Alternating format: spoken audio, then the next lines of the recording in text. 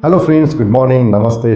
मैं हूं डॉक्टर जन्मेजय। मैं एक जनरल लेप्रोस्कोपिक सर्जन हूं और बतौर सीनियर रेजिडेंट एम्स में लंबे दिनों तक काम किया। साथियों, आज स्वास्थ्य जागरूकता की इस कड़ी में हम बात करेंगे एक ऐसी बीमारी की जो महिलाओं में बड़ी आम है, महिलाओं के लिए प्राण घातक है और महिलाओं के लिए बड़ी समस्या का सबब बनता है। साथियों जी, हम आज बात करेंगे बच्चेदानी मुंह के कैंसर की, सर्वाइकल कैंसर। जी हाँ, सर्वाइकल कैंसर पहले भारत में महिलाओं के सबसे आम कैंसर थी, जबकि ब्रेस्ट कैंसर अब सबसे कॉमन कैंसर हो गया। पूरी दुनिया में महिलाओं का सबसे कॉमनेस्ट कैंसर की बात करें तो वो ब्रेस्ट कैंसर है और भारत में भी ब्रेस्ट कैंसर के बाद सर्वाइकल कैंसर महिलाओं का सबसे कॉमन कैंसर है, यानी कि सेकेंड मोस्ट कॉमन कैंसर है। साथ ही दुर्भाग्य की बात है कि इतनी जागरूकता के बावजूद भी, इतनी तकनीकों के बावजूद, इतने अस्पतालों के बावजूद भी आज भारत में लाखों महिलाएं हर साल अपना जान गंवाती हैं, क्योंकि सर्वाइकल कैंसर का डायग्नोसिस ही एडवांस स्टेज में होता है। साथ ये सिर्फ इसलिए नहीं है कि अस्पतालों की कमी है या फिर हम इक्विपमेंट्स के मामले में कम है, वो तो एक महज संयोग की बात है। साथ ही साथ महिलाओं में स्वास्थ्य जागरूकता की कमी और अपने स्वास्थ्य के प्रति सचेत रहने की जो बातें हैं, उन सब में कमी भी देखने को मिलती है। साथ इसलिए हर कदम पर, हर स्तर पर, हर तरीके से, हर रास्ते से हम वो प्रयास करते चले जो महिलाओं को स्वास्थ्य के प्रति सचेत करें। यूँ तो भारत के हर जनसंख्या को, हर उम्र को सचेत और आगाह करने की जरूरत है। साथियों, तो बिना विलंब के हम अपने वीडियो पर लौटते हैं सर्वाइकल कैंसर के बारे में और बात करते हैं विस्तार से। हम आज इस वीडियो में सर्वाइकल कैंसर के लक्षण कैसे होंगे, हम उनको डायग्नोस कैसे कर पाएंगे, यानी उनको हम कैसे पकड़ पाएंगे, ट्रीटमेंट की क्या विधियां हैं और कैसे हम सर्वाइकल कैंसर से खुद को यानी महिलाओं को बचा सकते हैं। साथियों जी हाँ, एक बार आपसे रिक्वेस्ट करना है कि आज पहली दफ़ा आप हमारे वीडियो पर यदि विजिट कर रहे हैं तो आप हमारे channel the health and healing को सब्सक्राइब करें साथियों और बेल आइकन जरूर दबा लें, क्योंकि हम इस चैनल के माध्यम से, इस प्लेटफॉर्म के माध्यम से उन संकल्पों को आत्मसात करके आगे बढ़ रहे हैं जो भारत को जागृत करने वाला है, स्वास्थ्य के बारे में लोगों को जोड़ने वाला है। जी हाँ साथियों, तो चलिए हम अपने वीडियो पर लौटते हैं और बात करते हैं विस्तार से सर्वाइकल कैंसर।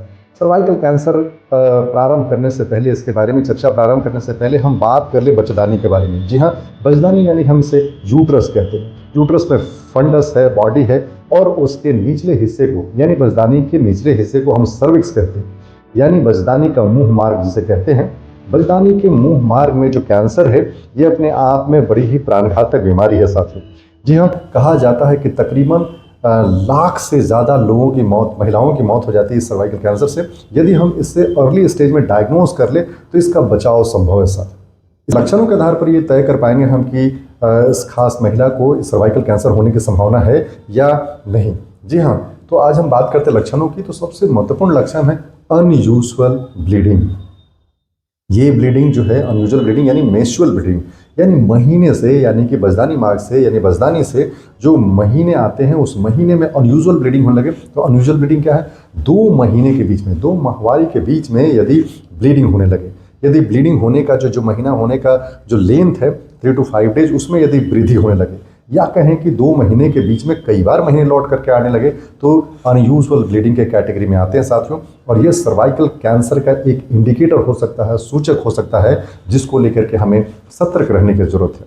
ऐसी स्थिति में हम अपने चिकित्सक को, विशेष तौर पर गायनिकोलॉजिस्ट को दिखा सकते हैं। साथियों दूसरी महत्वपूर्ण बातें हैं सर्वाइकल कैंसर के लक्षणों को लेकर के, वो है पेनफुल इंटरकोर्स, यानी यौन संबंध बनाते समय यदि हमें लगता है कि बहुत दर्द है और ये दर्द पहले नहीं था, अब इधर प्रारंभ हुआ है, तो ये भी कहीं ना कहीं सर्वाइकल कैंसर की ओर इशारा करता है। साथियों यदि बच्चेदानी के मां से महीने के अलावा, यानी रक्त के अलावा, यदि कोई बदबूदार पानी हो रहा हो तो ये भी एक इंडिकेटर हो सकता है साथियों, जबकि ये दूसरे संक्रमण के भी संकेत हो सकते हैं, लेकिन हमें यहाँ पर सतर्क रहने की जरूरत है। साथियों तीसरी बातें हैं, यदि हमारे दोनों जांघों के बीच में यदि बहुत दर्द होता है, पैरों के निचले हिस्से में दर्द होता है और जो अनएक्सप्लेन्ड है, जो दूसरे कारणों से जुड़ नहीं पा रहा है, तो ऐसी स्थिति में भी हमें सतर्क रहने की जरूरत है। साथियों चौथे लक्षण की यदि हम बात करें तो हमारे कूल्हे और कमर में भी निचले हिस्से में विशेष करके यदि दर्द होता है और वो किसी खास हड्डियों के चलते या अन्य कारणों के चलते यदि नहीं हो रहा है,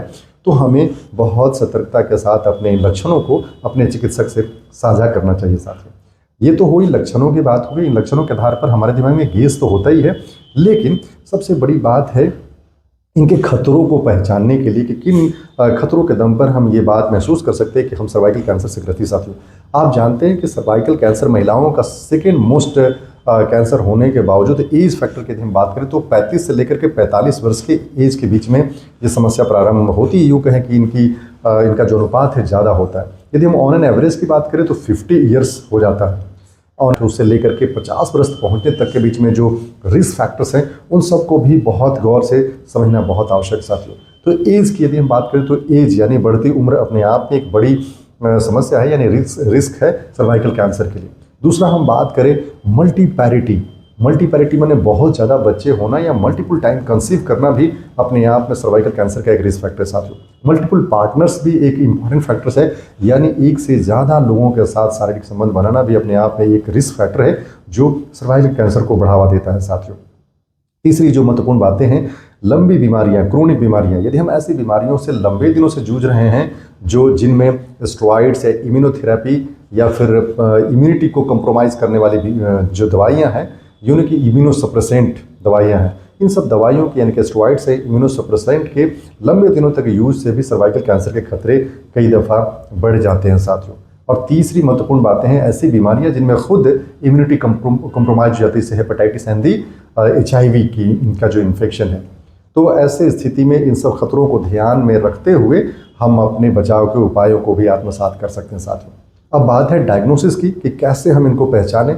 तो आप जानते हैं कि इन समस्याओं के होने पर या ऐसे खतरे आपको महसूस होते हैं या ऐसे लक्षण आपको आते हैं तो आप अपने चिकित्सक से परामर्श लें। चिकित्सक यानी एक अच्छा गायनेकोलॉजिस्ट इन बातों को समझता है और एक थॉरो फिजिकल एग्जामिनेशन अच्छे से आपके जांच करके और तरीके से हिस्ट्री लेकर के इन बातों की गहराई तक पहुंचा जा सकता है। फिजिकल एग्जामिनेशन से मतलब ही है कि गुप्तांगों का जांच करना और उनसे पता लगाना कहीं कोई गांठ या गिल्टी तो नहीं है, सर्विक्स के मुंह पर किसी प्रकार का ग्रोथ तो नहीं है। इन सब बातों को बड़ी गहराई से जांच करके हम इस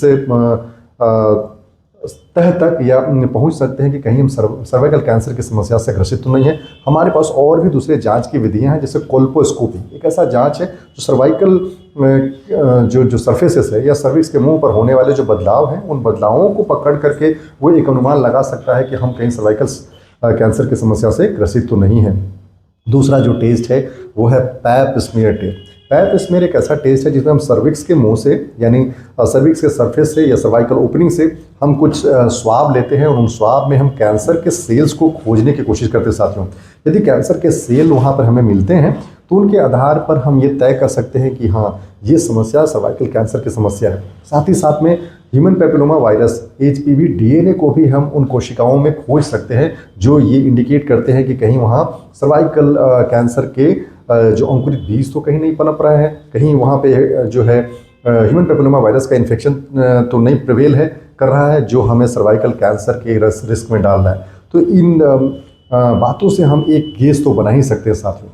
साथ ही साथ बायोप्सी एक बहुत ही महत्वपूर्ण जांच है। यदि इन प्राइमरी जो टेस्ट है, जो जांच है, उन सब के आधार पर यदि तय कर पाना यदि मुमकिन नहीं बन पा रहा हो तो हमारे पास बायोप्सी के ऑप्शंस है। गायनोकोलॉजिस्ट सर्विक्स के कुछ टिश्यू को, छोटे टुकड़े को लेकर के वो बायोप्सी के लिए भेजती है और वहाँ से बिल्कुल ही ये अनुमान और कंफर्म किया जा सकता है कि इस महिला को सर्वाइकल कैंसर है या नहीं। बात रही इलाज की, तो इलाज के कई विधियां हैं साथियों। जैसे हम वहाँ पर ऑपरेशन की ज़रूरत पड़ सकती है, पूरे बचदानी को निकालना या फिर सर्विक्स के साथ साथ फिर कीमोथेरेपी भी यानी कैंसर की दवाइयों का प्रयोग भी अपने आप में इलाज का एक महत्वपूर्ण विधि है। साथ ही साथ में रेडिएशन का प्रयोग करना यानी रेडियोथेरेपी। तो ऑपरेशन, कीमोथेरेपी, रेडियोथेरेपी ये ऐसी विधियां हैं जिनको प्रयोग करके हम कैंसर का इलाज यानी सर्वाइकल कैंसर का इलाज के दिशा में हम बढ़ सकते हैं साथियों। लेकिन ये सब कुछ डिपेंड करता है स्टेज ऑफ द कैंसर में, किस स्टेज में हम बीमारी को डायग्नोज करते हैं। साथ ही साथ में जो मरीज है उसके फिजिकल कंडीशन को भी कि हम किन विधियों को यूज़ करें, या कई दफ़ा कॉम्बिनेशंस भी हम यूज़ कर सकते हैं ऑपरेशन के साथ साथ कीमोथेरेपी और रेडियोथेरेपी साथियों। तो इस प्रकार से हम कैंसर के मरीजों को एक निजात तो दिला सकते हैं। सबसे महत्वपूर्ण बात है अर्ली ट्रीटमेंट स्टार्ट करने से, अर्ली डायग्नोसिस बनने से ये जो समस्या है ज़्यादा अच्छे तरीके से इसका क्योर हो सकता है। हम तो कहें कि अर्ली डायग्नोसिस कंप्लीट क्योर, ये बातें बहुत महत्वपूर्ण है साथियों। अब बात है बचाव की। तो प्रिवेंशन के लिए जरूरी है, जैसे मैंने आपको बताया कि खतरों को ध्यान में रखने की जरूरत है। यानी जिन रिस्क फैक्टर के चलते सर्वाइकल कैंसर हो रहे हैं, उन खतरों को यदि हम ध्यान में रखें तो उन पर अमल करके, उन खतरों से खुद को बचा करके हम सर्वाइकल कैंसर से बच सकते हैं साथियों। जैसे लाखों मौतें जो सर्वाइकल कैंसर से होती हैं, उन सबको प्रिवेंट किया जा सकता है साथियों। इस प्रकार से एक बड़ी गंभीर समस्या से हम अपने देश की आधी आबादी को तो बचा ही सकते हैं। एक बार पुनः आपसे निवेदन है, गुजारिश है कि हमारे channel the health and healing को अभी तक सब्सक्राइब नहीं किया तो ऑप्शनल है, आपको दबाव नहीं है, आप इसको सब्सक्राइब कर सकते हैं, साथ ही साथ में बेल आइकन दबा सकते हैं। और आज का ये वीडियो यदि लगा कि सच में स्वास्थ्य जागरूकता के लिए महत्वपूर्ण है, सर्वाइकल कैंसर विषय पर आज की बातचीत वाकई में कारगर है, तो एक लाइक तो बनता है साथियों। आप अपना ख्याल रखें, अपनी ज़िंदगी में तमाम ऊंचाइयों को छुए, लेकिन स्वास्थ्य वर्धन को ध्यान में रखते हुए स्वास्थ्य की प्राथमिकता को हमेशा शुमार करके रखें, टॉप प्रायोरिटी में रखें साथियों, और स्वस्थ रह करके ही बड़े से बड़े मुकाम को हासिल किया जा सकता है। बहुत बहुत धन्यवाद।